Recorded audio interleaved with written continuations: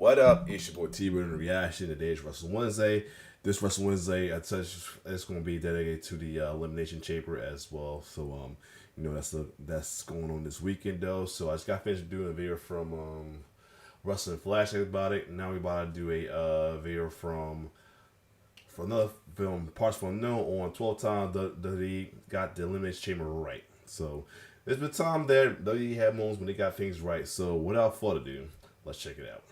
Chamber of Horrors, Satan's structure, the box of boxes. So comes time for the Elimination Chamber to once again throw a spanner in the works of WrestleMania. Sometimes that happens accidentally, and sometimes it happens by design. Sometimes WWE nails the Elimination Chamber, making their road to WrestleMania that much more interesting and exciting because of it. It may not happen 100% of the time, and for those examples, may I offer you our list of times WWE got the Elimination Chamber wrong. But in the meantime and in between time, let's keep that Royal Rumble positivity going here today. Much like our recent list of times WWE got the Royal Rumble right, this is a list of times WWE's decision making was on point, rather than a list of best chamber performances. So we'll just have to wait to praise the great Khali some other time. I'm Tempest, hailing from partsFUNknown, and these are 12 times WWE got the Elimination Chamber right. Number 12, the Shayna Baszler Chamber. In theory, Shayna Baszler eliminating the entire field of the 2020 Women's Elimination Chamber match was a good idea. In theory, communism works. In theory. Entering this list in the bottom spot is WWE's attempt at smashing over the new top star of the women's division. I say attempt because when all was said and done, more people were talking about how boring this match was than how dominant Shani Baz actually was. As said off the top, WWE had the perfect idea for this match, having the former NXT Women's Champion eliminate the other 5 competitors. But for as good an idea as this was, execution is important, and WWE did not execute this idea well at all. There was way too much time spent standing around waiting for the next pod to open, a problem that could have been easily solved if Shayna had simply entered the match 5th instead of 4th. However, this is a positive list, and this match does deserve praise for producing a worthy WrestleMania challenger for Becky Lynch. It would have just, been nice if Shayna had, won that match. Number 11, Kofi's Paranoia. Back in the early days of 2009, a bright-eyed Jamaican named Kofi Kingston was set to receive his first world title opportunity inside the Elimination Chamber. Then a certain no-good bastard named Edge put a stop to that, scrambling Kofi's brains and taking his spot in the chamber. 1 year later, Kofi was older, wiser, 100% less Jamaican, and made certain that the same thing did not happen again. In probably my favorite part of the 2010 Raw Elimination Chamber match, Kofi makes his entrance, frequently checking his back to make sure he wouldn't get jumped again. It is just such a smart little moment, and sure, in the grand scheme of things, it probably doesn't mean too much, but it is emblematic of a time when WWE paid a little bit more attention to detail. I'm not sure whether this was a Kofi idea or something he was instructed to do by WWE, but commentary did point it out, and I really don't trust Michael Cole to do his research, so I'm gonna say this was intentional. In case it isn't, it places low on the list, but it places high in my heart. Number 10, Triple H doesn't save Batista.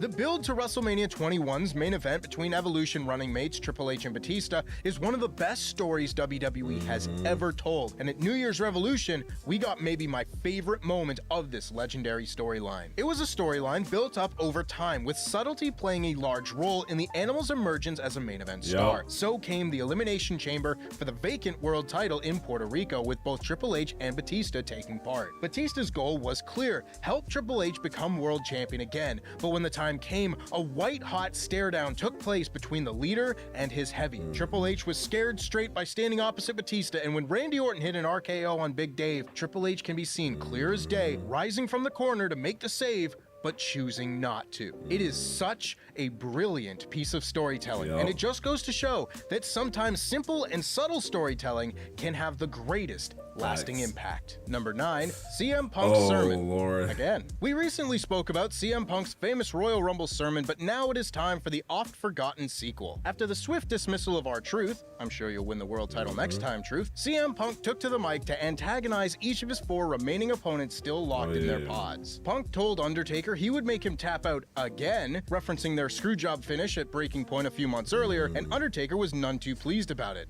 May have had something to do with being set on fire moments earlier, but who's to say? Words cut deep. Eventually, Punk's sermon was cut off by the arrival of Rey Mysterio, but this was once again WWE and CM Punk making the absolute most out of every single moment of Punk's screen time, and anyone who can get the biggest reactions of the match without taking a bump is a genius worker in my book. Number 8, rivalries reignited. Much like how WWE likes to start the Royal Rumble match with an Easter egg or a callback, the same applies for the Elimination Chamber. There have been many examples of WWE starting a chamber match with former rivals, and more often than not, it has yielded magical results. It doesn't matter the era. It doesn't matter the rivalry. The chamber is where enemies found each other. Jericho and Michaels in 03, Jericho and Benoit in 05, Taker and Batista in 08, Jericho and Michaels again in 08, Edge and Mysterio in 2011, Cena and Styles in 2017, Bryan and Joe in 2019. This is just something that WWE gets right in their Elimination Chamber matches, and it means so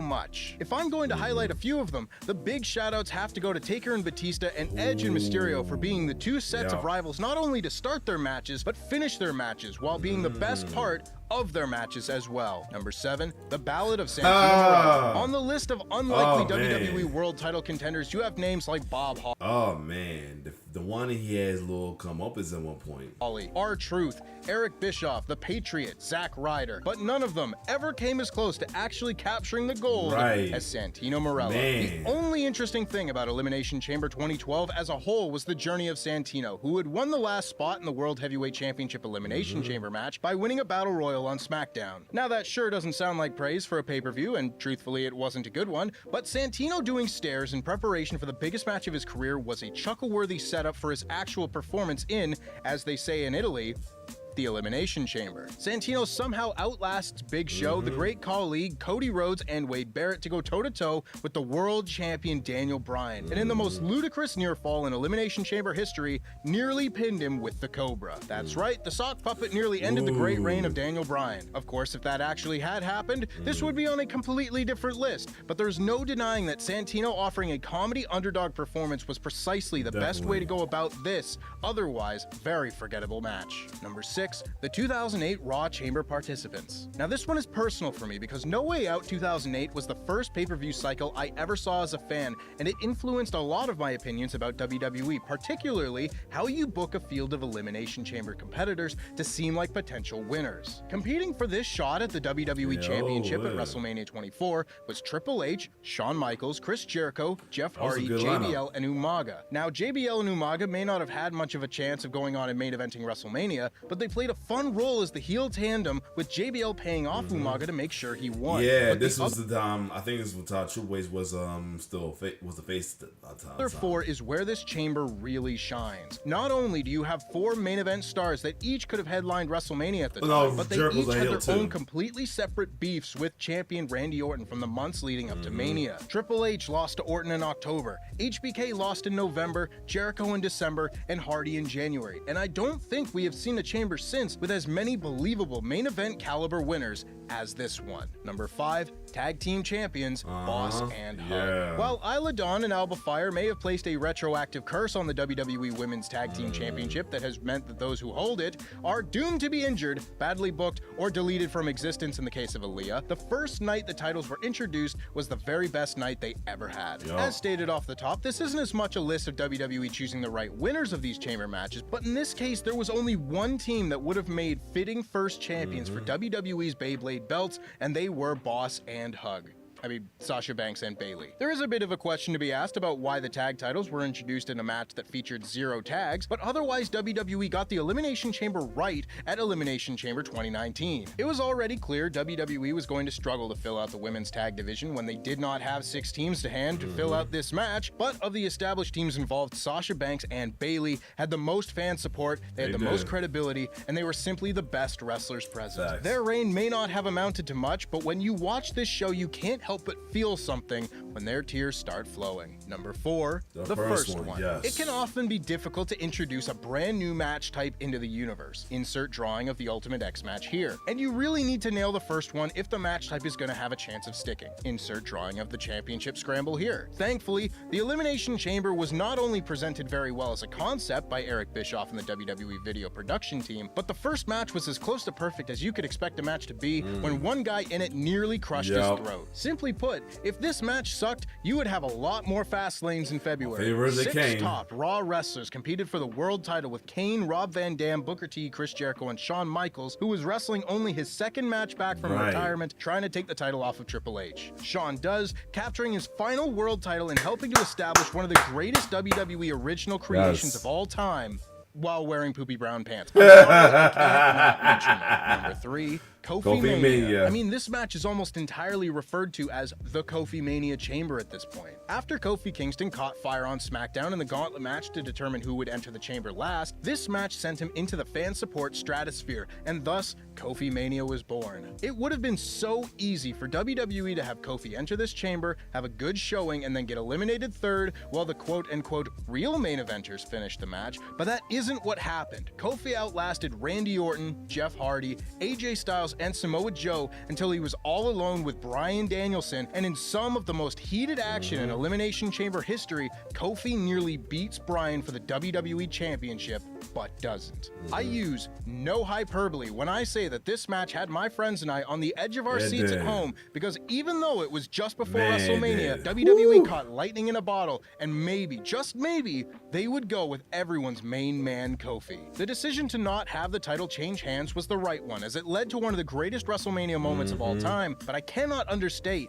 the importance of this truly excellent match in getting the story to Mania. Number 2, Shawn costs Stadium. Most people could see the card for WrestleMania 26 coming from a mile away, with Royal Rumble winner Edge likely to challenge former partner and rival Chris Jericho, and Shawn Michaels actively trying to get a WrestleMania rematch with The Undertaker. But with the World Heavyweight Championship still around the waist of the dead man going into Elimination Chamber, the question remained as to how WWE would shift their chess pieces into their necessary positions. Of course, you could just have Chris Jericho beat The Undertaker, but with all these Mania plans swirling, it felt like a more creative solution was needed. Enter Shawn Michaels. Literally, in fact, as Shawn illegally entered the cage at the end of the match, super kicking The Undertaker and allowing his long-hated rival Chris Jericho to win the world title. Was Jericho winning the title a little predictable? Yeah. But how they got there continues to be remembered as one of the key moments in the all-time great story of Shawn Michaels willing to go to any lengths and ultimately put his career on the line for another shot at ending The Undertaker's streak. And number 1, Edge pulls double duty. One of the all-time great show-long stories WWE has ever told, and the perfect example of Edge's ultimate opportunist character being the most interesting part of WWE at the time. At this point, everyone knows the story here. Edge wrestled the opening chamber match as WWE Champion, got eliminated in 3 minutes, freaked the out backstage, and then decided to give Kofi Kingston a scrambled brain and also PTSD. Shout out to the me of 10 minutes ago for talking about that bit of awesomeness. That decision got Edge inserted into the World Heavyweight Championship chamber in Kofi's place and saw him walk out as the new world champion. You never see the world title scene shuffled around like this right before WrestleMania, but No Way Out 2009 was one of those shows that got you thinking that when you watch an Elimination Chamber, anything actually can happen. And that's our list. Make sure, of course, that you cool. There you have it, though.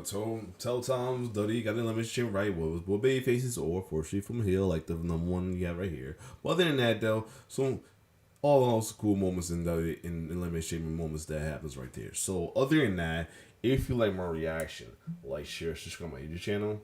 It's your boy T-Bird signing off. One love.